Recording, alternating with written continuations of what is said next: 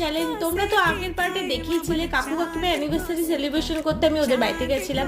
তো যাই হোক, কাকু কাকিমা ভীষণ খুশি হয়েছিল, আর তাদের মুখের হাসিটা আমার কাছে সত্যি অনেক বড় পাওয়া ছিল।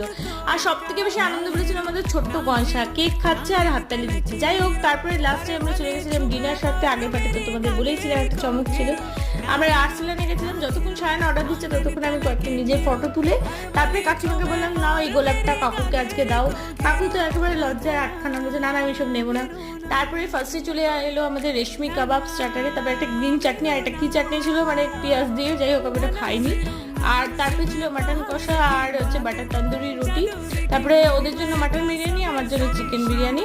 আর সত্যি করে লিটারেলি এরকম ধোয়া উঠছিল, আর আমি এরকমই ফুড দিয়েই খাচ্ছিলাম, এতটা গরম ছিল। যাই হোক, তারপরে কয়েকটা ফটো তুলে সবাই মিলে বাড়ির দিকে রওনা দিলাম। ব্লগটা ভালো লাগলে অবশ্যই লাইক কমেন্ট শেয়ার সাবস্ক্রাইব করে দিও।